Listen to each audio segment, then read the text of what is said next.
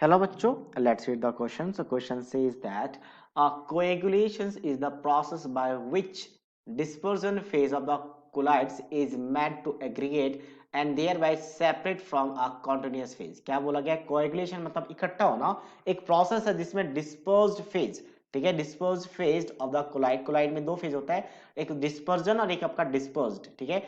Collides का क्या करते हैं, हम उसको एग्रीगेट करते हैं, मतलब इकट्ठा करते हैं, they are separate from the continuous phase. फिर हम जो कॉन्टिन्यूअस फेज रखा वहां से सेपरेट आउट कर लेते हैं।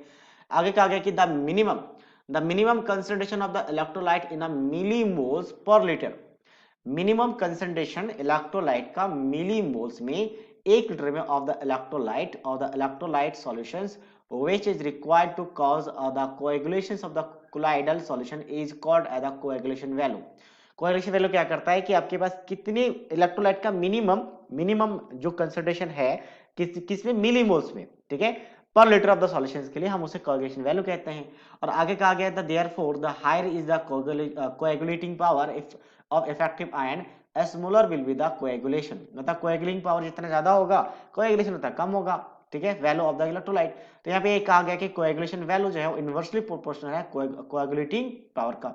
अब आगे क्वेश्चन पूछा गया था coagulations value different for of different electrolyte are different, अलग अलग इलेक्ट्रोलाइट का जो कोएगुलेशन वैल्यू होगा वो कैसा रहेगा, डिफरेंट रहेगा। अब which behavior can easily understood by the Hardy-Squeeze rule, which state that greater is the valency of the effective ion, greater is the coagulating power। ठीक है, इसमें क्या बोला गया है कि इसमें से कौन सा इजीली हम अंडरस्टूड कर सकते हैं इस प्रोसेस से जो यहाँ पे रूल लिखा गया है।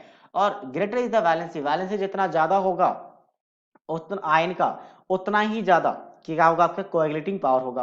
और यहाँ पे पूछा है which one of has the highest coagulating power। तो सिंपल से बोला गया कि कोएगुलेटिंग पावर के लिए क्या डिपेंड करेगा, वैलेंसी डिपेंड करेगा। वैलेंसी वैलेंसी जितना ज्यादा कोएगुलेशन उतना ज्यादा। तो पहले वाले की वैलेंसी कितना, पावर 1+1 चार्ज है, मतलब वैलेंसी 1। यहाँ पे चार्ज कितना 2, तो वैलेंसी 2। यहाँ पे वैलेंसी कितना आ जाएगा 3 आ जाएगा, यहाँ पे वैलेंसी कितना आ जाएगा 4 आ जाएगा। तो मैक्सिमम वैलेंसी ऑप्शन डी में है। So this will be the right answer. इसी का आपका कोएगुलेटिंग पावर क्या होगा, सबसे ज्यादा होगा, कोएगुलेशन वैल्यू सबसे कम होगा। So this is the final answer of this question, option D. I hope you understood it well. All the best.